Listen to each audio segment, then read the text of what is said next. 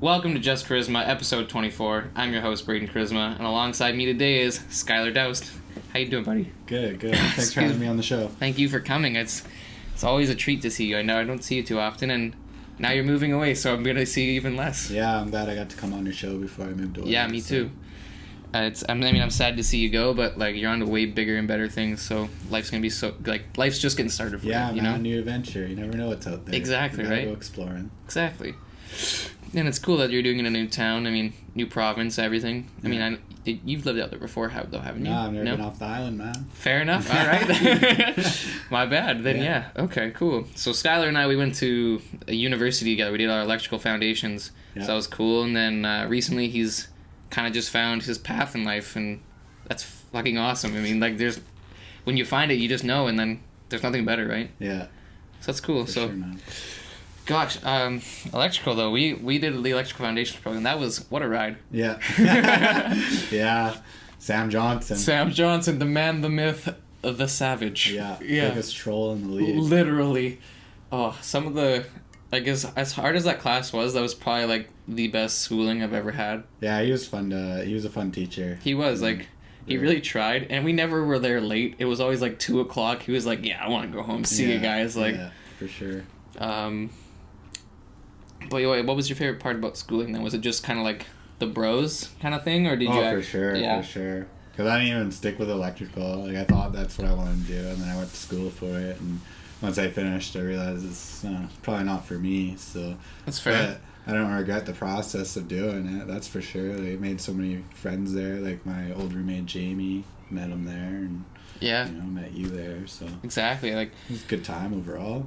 And it was I just thought it was the craziest thing, because it's every break, 12 of us or whatever, we're like a herd of gazelles. We'd always go to the cars for lunch. Yeah, I love how we eventually brought the chairs, everyone's pulling out the tailgates. Yeah, big tailgate party for lunch. Every lunch day, and it was so weird. And then there was the other 6 people that were just outcasts. Yeah. That was awesome. And then I always remember the time when Sam surprised us with a test. You literally brought out a bottle of lube. That was so funny. And you're just well, I guess I'll go fuck myself. Yeah. Oh, it was so good. And he was always trying to be funny, but he was always the driest of humor. Yeah. And it was so good. Yeah, he was always picking on. It was always somebody's expense. Oh yeah. Whoever the person of the day was. Or whenever Dexter would walk in late, "Hey Dexter," and then we'd all just get a good chuckle. Yeah. That's cool, man. So then, dude, how come you didn't end up pursuing electrical? Well, I guess the first reason was I tried to look for work, but that was 3 years ago now. So that was when the rigs were just slowing down and everybody was coming back, and there wasn't much work out there for electrical. This is true. And even when people were finding work, they weren't making very much money, and I don't know. Yeah. I couldn't go from what I was making to what I would have been making, so went back to meat cutting, which I enjoyed. And meat cutting's awesome, though. Yeah, I really enjoy meat cutting. I'll definitely go back to it again one day. That's cool. That's good, though. Yeah, meat cutting's a good trade. It's a good thing to have. I mean, it's too bad it's such a dying trade. Yeah, for me, being so young and so good at it with so many years experience, I can get a job, no problem, right? So, for sure, right? Because you have that longevity of you can teach people this stuff, right? Yeah, exactly. So. That's awesome. And then then you went to you fishing. You started fishing. So how'd you end up getting into that and all that? Well, so I finished electrical school, and then I went back to meat cutting for a couple months, and then from there I went to being a fence installer. I think I did that for about 8 or 9 months. And I kind of just had enough of that, so one day I just said, screw it, and walked out and hopped on a fishing boat in Tofino. And I did that for about 3 or 4 months, and then the fishing season was slowing down and wasn't making as much money, so I went back to meat cutting at a different place. And then I did that for about 6 or 7 months. And then I got sick of that again, so I went back fishing on another boat and did that for... I finished off the season, which was 4 months, and then I actually went back to being a fence installer at the same place. Did that during the winter break. And then once fishing picked up again this year in February, I went back to that, and I've been fishing since February this year till a couple weeks ago. That's and exciting. I just decided to say screw it and change my path in life again. Hey, nothing wrong with that, man. Like, yeah. It's exciting though. At least you're always kind of keeping it fresh, right? Like, yeah, I just get bored sticking at one place, man. Gotta go out there and adventure, try something new. You meet so many new people and make so many new friends. Exactly, right. Make connections and like and good experience too, right? Like you look at my resume, I have like 4 different resumes for whatever I want to apply for. Exactly, right. Like, here's a butcher's resume, here's an electrical resume, or a fisherman's resume. Yeah, for sure, right? So you're like literally a jack of all trades. Yeah, I'll never have to worry about work in my life. Exactly. Which is nice, right? It's so I super can go nice. quit my job and say, I'm going to go to Alberta and I'll be fine. Yeah. I don't know what I'm going to do, but I'll be fine. Yeah, I wouldn't be worried. Like, you got a good head on your shoulders. You got good direction now, and like, so I mean that's pretty important. So that's good. Yeah. That's exciting. I mean, did you like? I always seen like you posting all the photos and stuff on fishing. So there must have been some good times. So like, what kind of stories you got from fishing? Ooh. After 15 months of living on a fish boat, there are lots of stories. I don't know. It's a rough life out there. It's a different kind of life. You get treated like crap. Like I work 16 and 24-hour days, right? And you see some pretty gnarly stuff. Like for sure. In the last year, I've probably seen like a good 30 or 40 people go. Like I don't even learn people's names until I've done a couple trips. Like that's not even worth my time, right? And you see like. It's vicious out there, man. For like, sure. I've had my boss throw like fish at my head and like almost like knock me out. Like knock my $200 headphones off my head by throwing a fish at the back of my head as hard as he can. Jeez.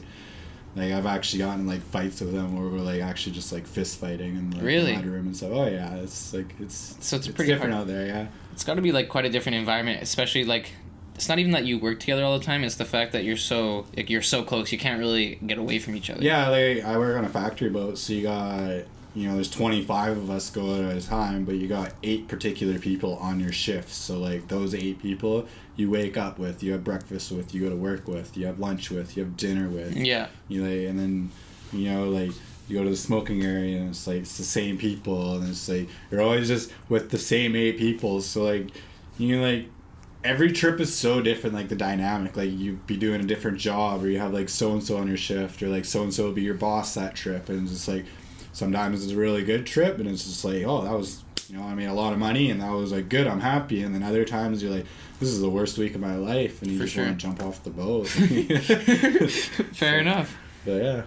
Okay, I mean that's cool. I mean like it sucks that you like it kind of made you miserable and all that stuff, but I mean. It kind of, at least it led you to where you wanted to go now, right? Yeah, and like, now I can always go back to fishing or whatever I want, and there's like 5 or 6 factory boats over here on the West Coast that I can go work on. Like, I can have a job tomorrow, so like, I'm not... So you're not worried or anything? Because of fishing, I was able to pay off a lot of bills, and then I've done a lot of traveling because I went to Vegas for 3 weeks, I went to Shambhala for 2 weeks, and I just got back from Alberta from 3 weeks for just raving and having fun, and, so... Like, it sucks. I gave up a portion of my life, but at the same time, it gave me a lot back in my life. For sure. I'm just at the point now where it's, step back for a while, go try something new. Yeah, exactly, right? It's been a while, Gotta mix it up, right? Yeah, gotta mix her up. That's cool. So then, what's the scariest story you have fishing? Ooh, scariest. Like, did you almost fall overboard a couple times? No, because you work in the factory. I've done one trip as a deckhand, so, like, you have two like they set and haul the net, so you have your 2 bosuns that are always on deck, and then whoever's on that shift, because you got your day shift or your night shift, you have 2 guys that'll be like go and help set and haul if like they're setting and hauling on your particular ship. Right. So I've done one trip as a deckhand, and that was pretty scary because then you're on deck and then you're actually dealing with a net, and like there's a lot of pressure on you, and like you're a bit of your element, so that's a bit scary. But I wouldn't say there's anything that like particularly scares me. Like I've handled like a live shark. It was probably a good really? Yeah, a good like 75-pound blue shark. Like it wasn't the biggest one. I've seen like 300-pound like salmon sharks, but it was dead. Oh yeah, okay. I haven't like you get the odd one, and then. Did they just get caught in the net? Yeah. Yeah. Yeah. So then, what was it like handling the shark? It's pretty cool. I got like lots of pictures of random fish that I've never seen before. Right? Okay. Yeah. Especially when we're ground fishing, like in the wintertime for turbot.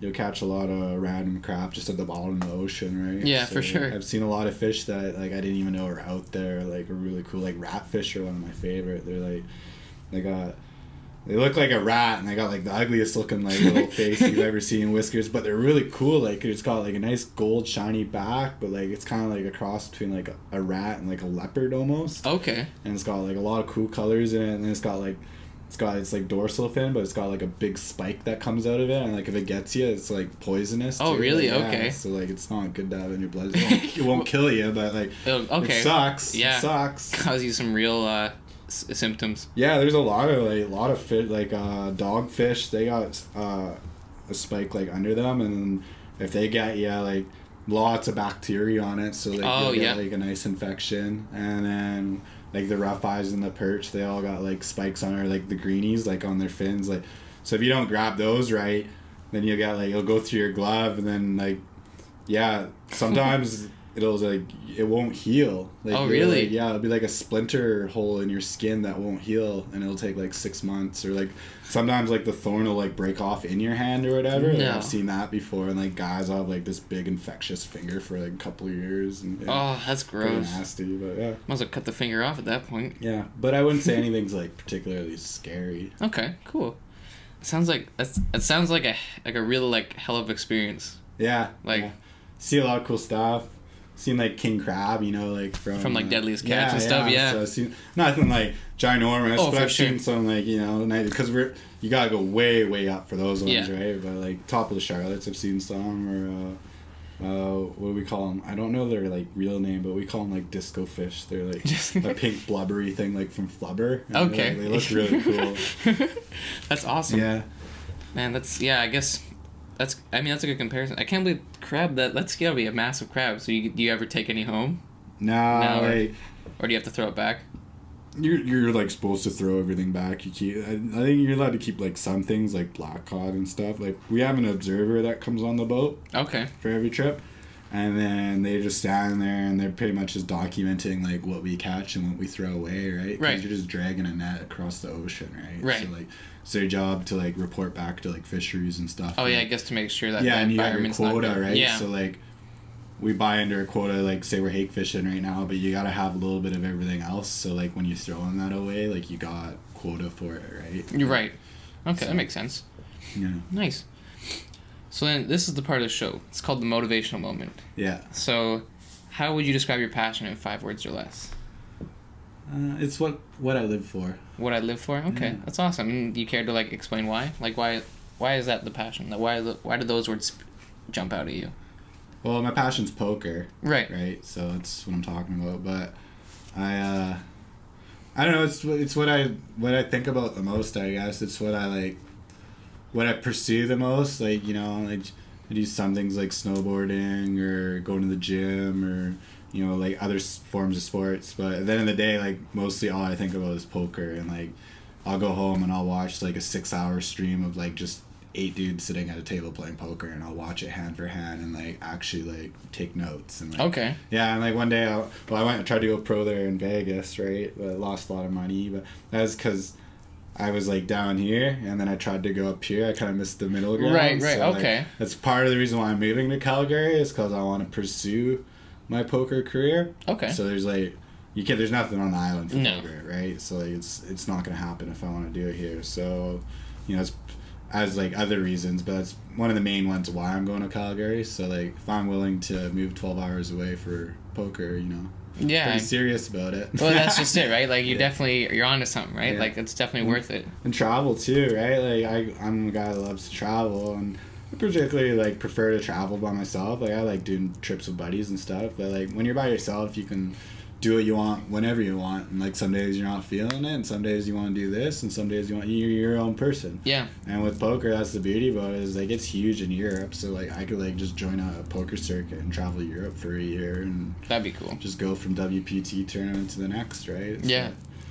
I'm not quite at professional level, but like I'm making good money at it right now, and, that's awesome. Like that's how much. I mean, you can't ask for much more aside from being like professional, right? Yeah. Like, so as long as I'm like not losing money, and each tournament you get a little bit better, right? Exactly, right. A little more experience. And, So what about poker what does poker, like, why are you so interested in poker, sorry?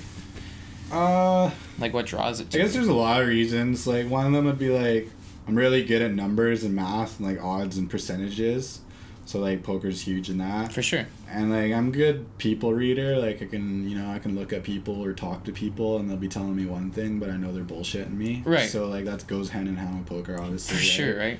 And it's just a gentleman's game. Like, it's just one of the few, like, raw forms of, you know, like, you just sit down at a table and it's like me against you, right? Right, like, yeah.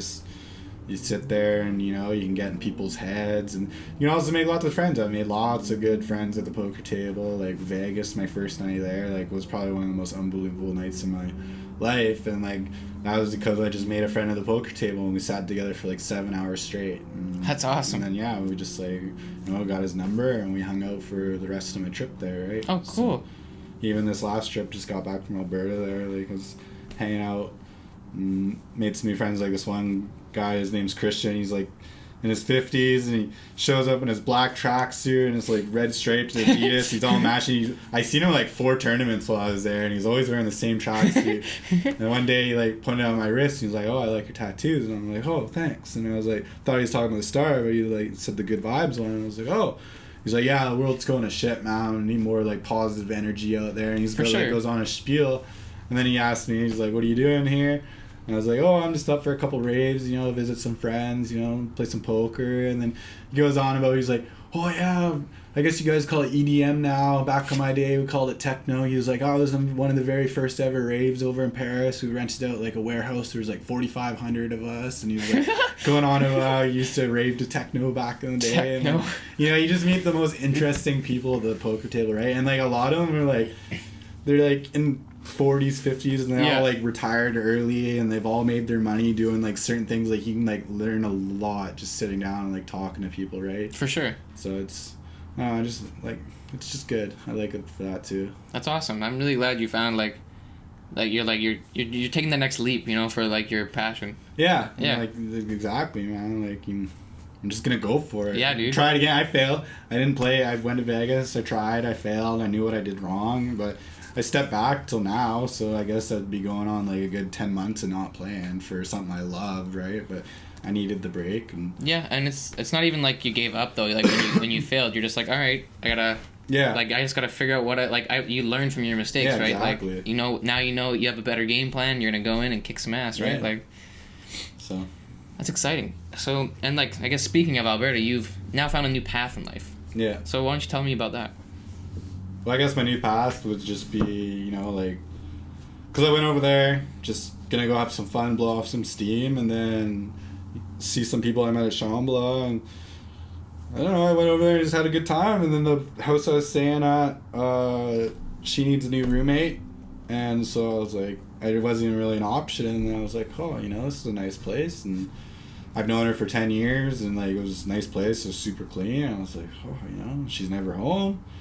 It's cheap. It's close to. I tried 9 different gyms while I was there, and it's close to like the nicest gym I found. Like, not even a 10-minute drive. Okay. And then, you know, there's a bunch of like grocery stores nearby. If I want to go back to meat cutting, I haven't decided what I want to do for work yet, but like that option's there. For sure.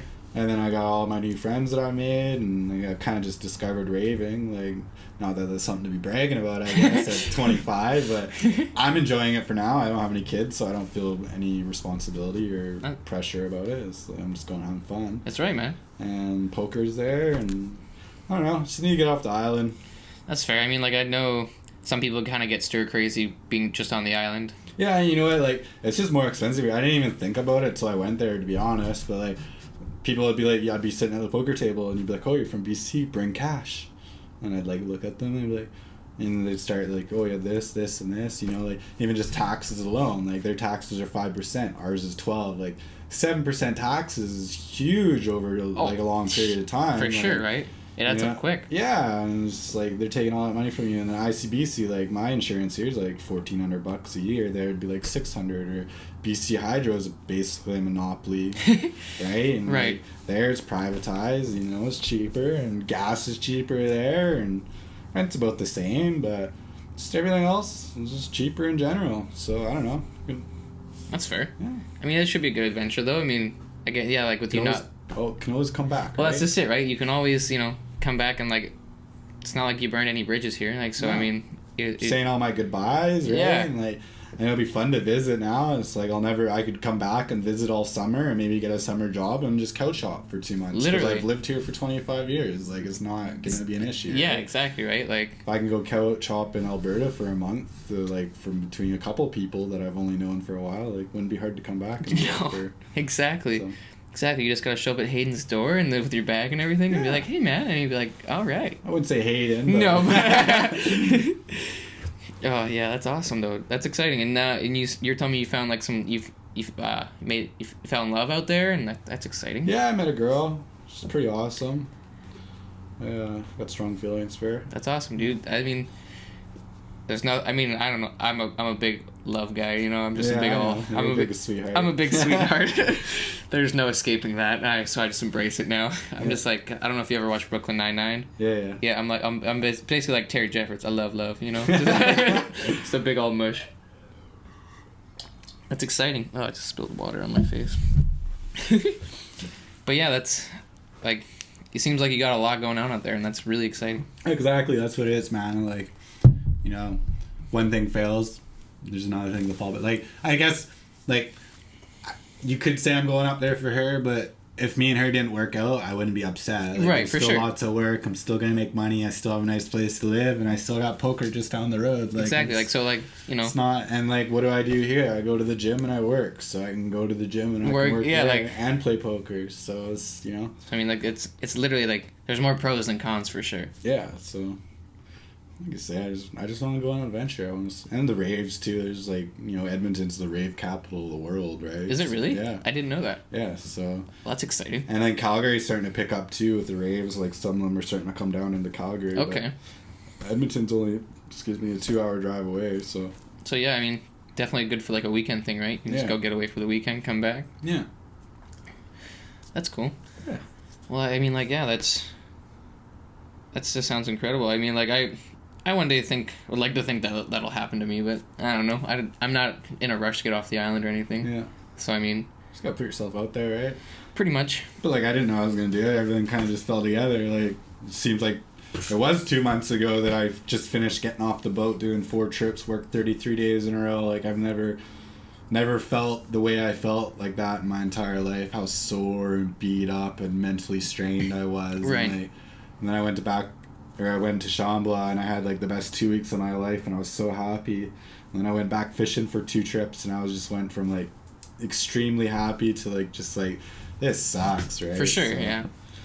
Yeah, and then we went and did my little trip, and then just everything kind of fell together, and there I am. I'm just gonna give it. At least you have some sort of a plan, though. At least you're not just going like, yeah, I'll go for it. Yeah, like I definitely probably wouldn't just be like, I'm gonna quit my job and go down there, but because I was there 3 weeks prior and like basically lived down there and like discovered, not just going in like dry, right? And, yeah, exactly. I know the gym I want to. I already got a place to live. Like you say, I got a plan. Yeah, like you're prepared. Like you're properly, like it's a big leap, but you've properly prepared for it, right? Like I've assessed the situation. Exactly, right? Yeah, you're not just walking into like a clusterfuck. Yeah.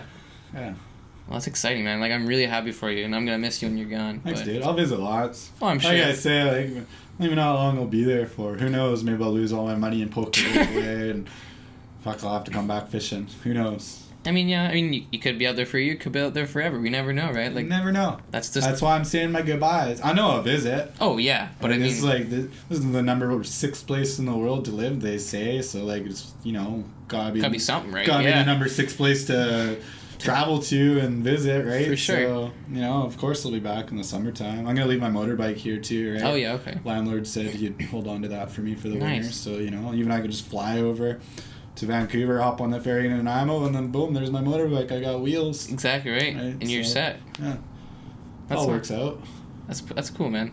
I'm excited to hear about your adventures and everything. But There'll be lots. There will be lots, yeah. There will be lots. And I'll definitely have to see you more. Yeah. I'm excited. Sure. But I wanted to thank you for coming on the show. Yeah, for sure. Thank you for having me, man. Yeah, man, I really appreciate you coming on. Like, I know we don't see each other often or anything, but that's, we just live very different lives, but yeah, it's just that's nice all it is, right? Yeah. It's some of my best friends I won't see for 6 months to a year. Exactly, right? Life's busy. Exactly. Then you just gotta be like, you know what? I'm gonna message this guy, or like, you know. But where can the people find you if they want to, you know, find you on like the gram or something? You can hit me up on Facebook at Sky Daoust, or I guess my Instagram is also Sky Daoust. There you go. So, okay. Yeah. Well, it's exciting. You know, you got to keep up with his adventures. They're gonna be wild. Yeah, that's for sure. I definitely like to take lots of pictures. Yeah, you do. I like it. It's like I definitely enjoyed seeing all the photos from like from the raves you were going to and stuff. I was like, oh man, like you were just so happy. I was like, yes. Always smiling. You can like count my teeth. I'm always literally so happy. Photos. But it was so awesome. Yeah. If you liked the episode, don't forget to hit that subscribe button. Check out the other videos, and you can follow me at Just Koryzma. And don't forget to like the Facebook page, like, share, comment, all that regular jazz. And we'll see you guys next time. Thanks.